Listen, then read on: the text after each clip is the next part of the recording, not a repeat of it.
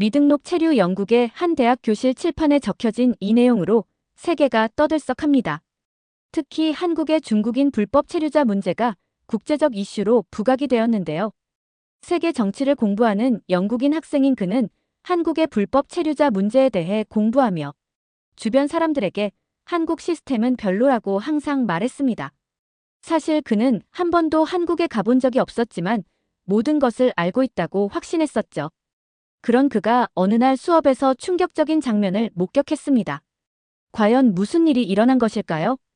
안녕하세요. 제 이름은 데이비드 모건입니다. 저는 세계 정치를 공부하는 영국 출신 학생이에요.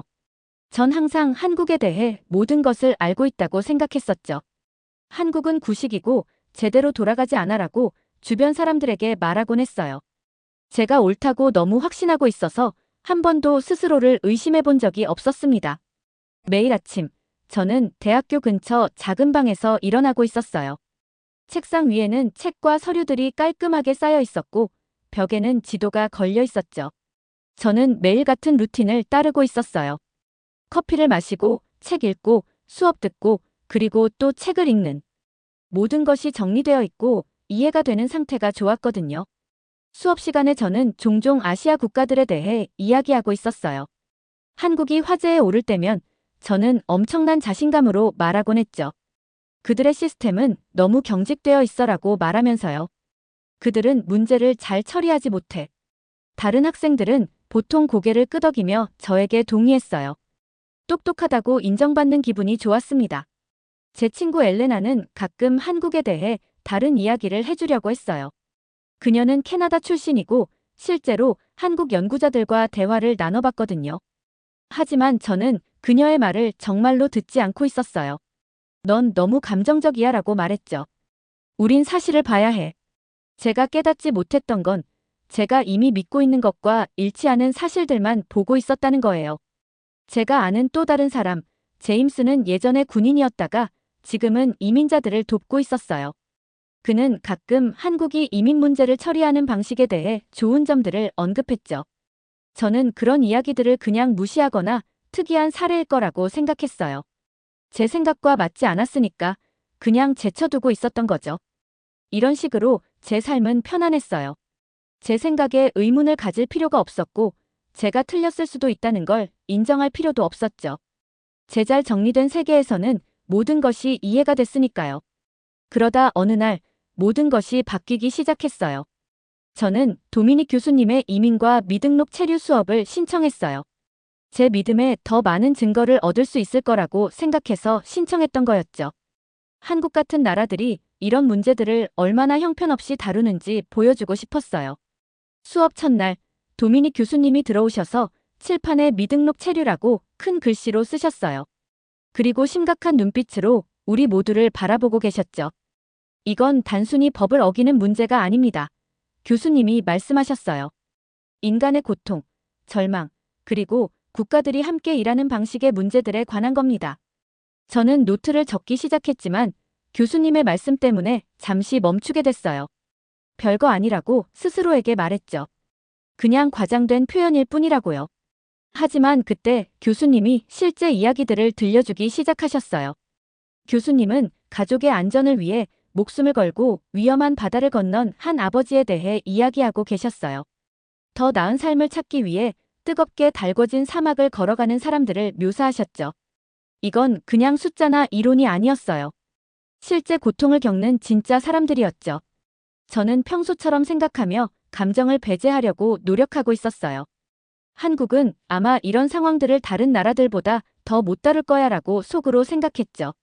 하지만 작은 의심이 제 마음에 슬그머니 들어와 있었어요. 수업이 끝날 무렵 도미닉 교수님은 마치 제 생각을 꿰뚫어보는 것처럼 저를 똑바로 쳐다보셨어요. 다음 주에는 교수님이 말씀하셨어요. 한국이 미등록 이민자들에게 어떻게 접근하는지 살펴볼 겁니다. 여러분 중 일부는 배우게 될 내용에 놀랄 수도 있을 거예요. 저는 책을 챙기면서 이상하게 불안한 기분을 느끼고 있었어요. 그땐 몰랐지만 이 수업은 제가 한국에 대해 알고 있다고 생각했던 모든 것, 그리고 저 자신에 대해서도 바꿔놓을 참이었죠. 숙소로 걸어가는 동안 익숙했던 대학가 거리가 어쩐지 달라 보이고 있었어요. 마치 누군가가 제가 계속 사용해온 지도가 틀렸을 수도 있다고 말한 것 같은 느낌이었죠. 그리고 만약 그 지도가 틀렸다면 저는 어디에 있게 되는 걸까요? 저는 그 생각을 밀어냈어요. 난 한국에 대해 맞아라고 스스로에게 단호하게 말했죠. 다음 주 수업이 그걸 증명할 거야.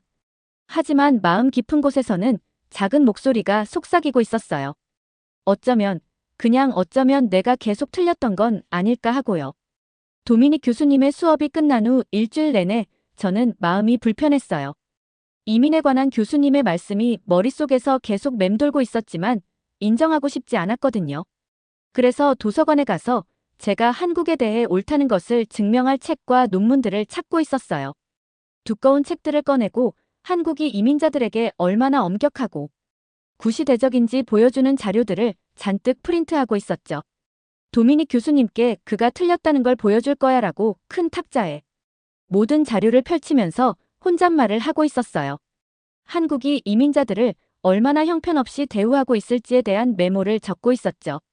제가 생각하기에 그렇게 엄격한 나라가 사람들을 친절하게 도울 리 없다고 확신하고 있었거든요. 도서관은 책장 넘기는 소리와 키보드 두드리는 소리만 들리고 조용했어요. 높은 창문 밖으로는 비가 부드럽게 내리고 있었고 세상이 회색빛으로 멀게 느껴지고 있었죠. 저는 항상 제가 원하는 답을 주던 책들에 둘러싸여 있어서 안전하다고 느끼고 있었어요. 그날 오후 제 친구 엘레나가 도서관에서 저를 발견했어요. 그녀의 곱슬거리는 금발은 비에 젖어 있었고 김이 모락모락 나는 커피를 들고 있었죠. 그녀는 제 맞은편에 앉아 제 자료들을 쭉 훑어보고 있었어요.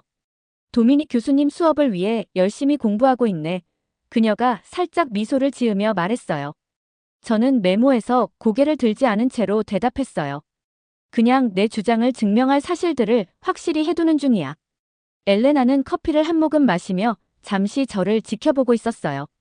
그러더니 한국에 대한 새로운 생각에 좀 더 열린 마음을 가져보는 게 어떻겠냐고 제안했죠.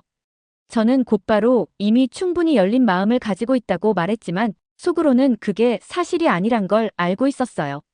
제가 이미 믿고 있는 것과 일치하는 정보만 찾고 있었으니까요. 제 휴대폰에 제임스에게서 메시지가 왔어요. 메시지의 내용은 한국 이민 담당자들과 함께 작업 관련하여 만나서 이야기를 나누자는 제안이었죠. 그런데 저는 아무렇지도 않게 그 메시지를 그냥 무시했어요. 한국의 이민 처리 방식에 대해 긍정적이고 좋은 이야기를 듣고 싶지 않았기 때문입니다. 만약 제가 제 의견이 틀렸을지도 모른다는 생각을 하게 된다면 저에게 불편함이 뒤따를 것 같았으니까요. 시간은 빠르게 흘러갔고 어느새 다음 수업 시간이 되어버렸어요. 저는 평소보다 일찍 강의실에 도착했고 그동안 모아둔 여러 가지 자료들이 담긴 가방은 예상보다 훨씬 무겁게 느껴졌습니다.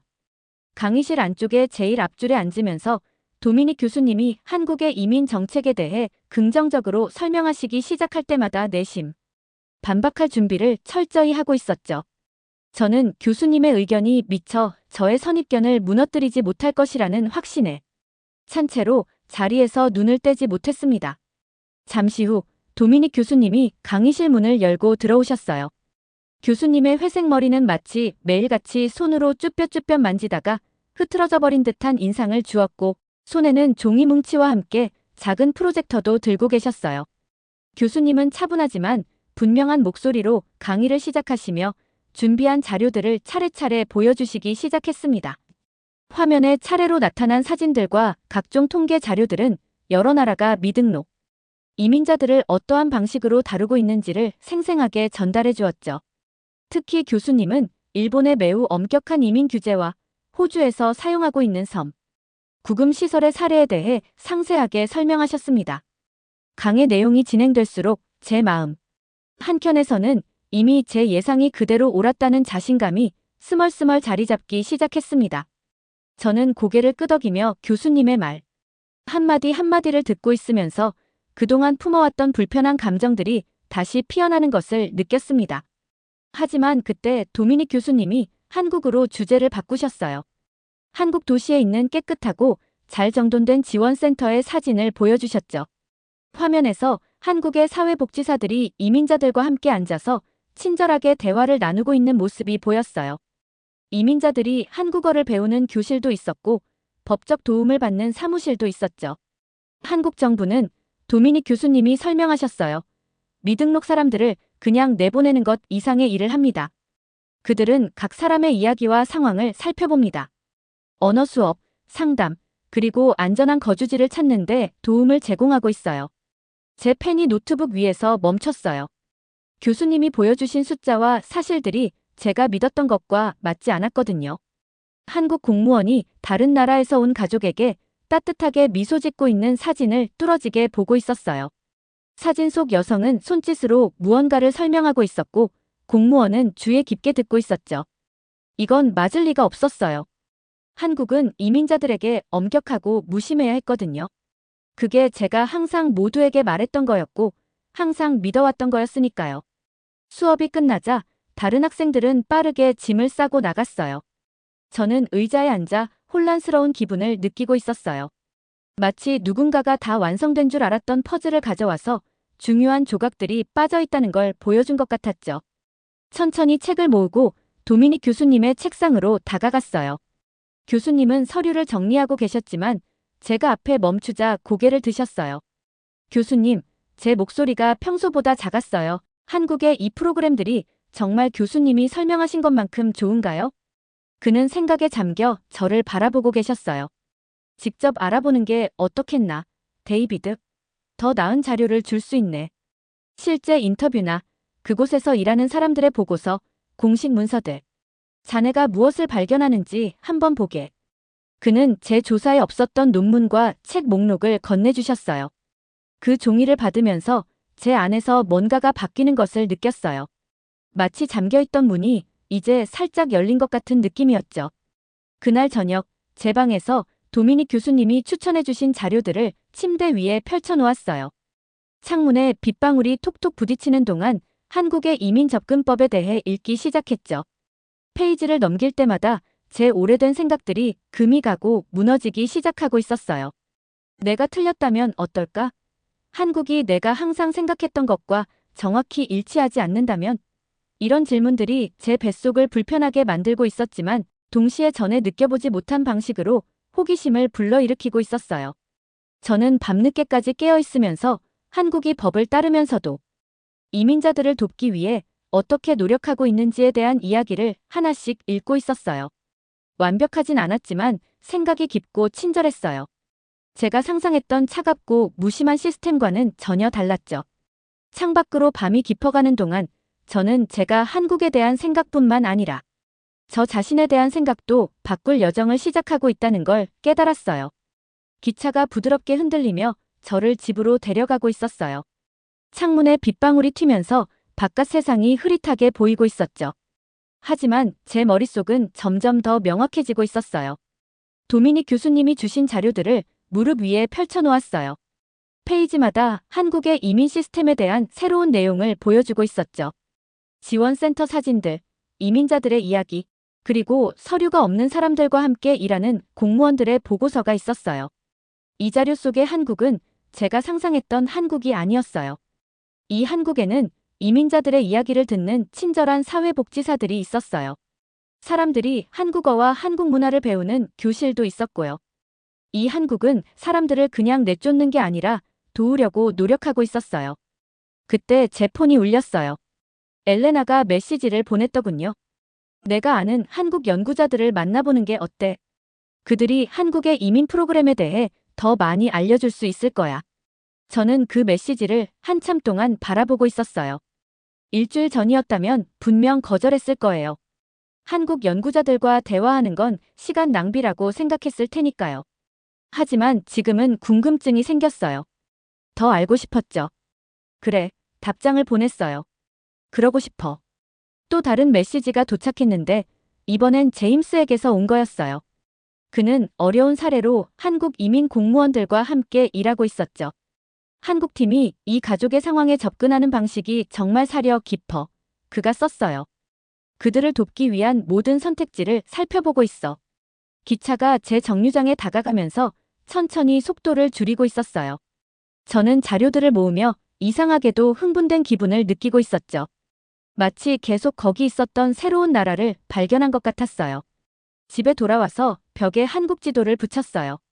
전에는 한국을 정말로 본 적이 없었어요. 그저 제가 보고 싶은 것만 봤었죠. 이제는 새로운 눈으로 도시들, 산들, 그리고 해안선을 자세히 살펴보고 있었어요.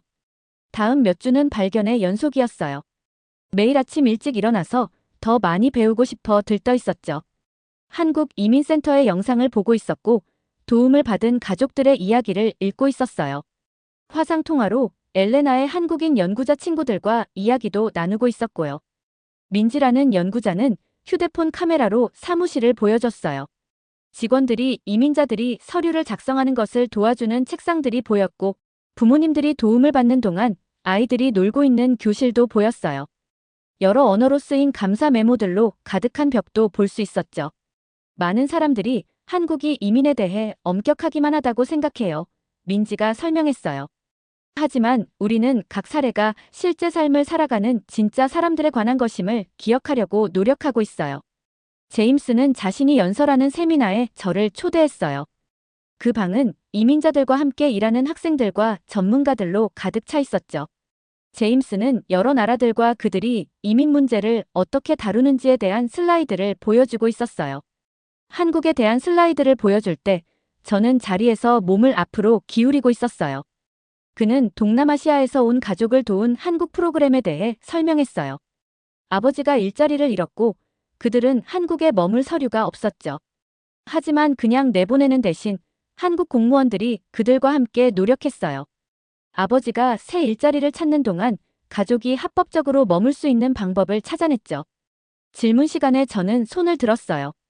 가슴이 빠르게 뛰고 있었죠.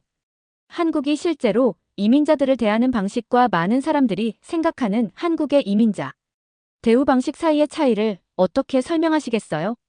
제가 물었어요. 제임스가 저에게 미소를 지었어요.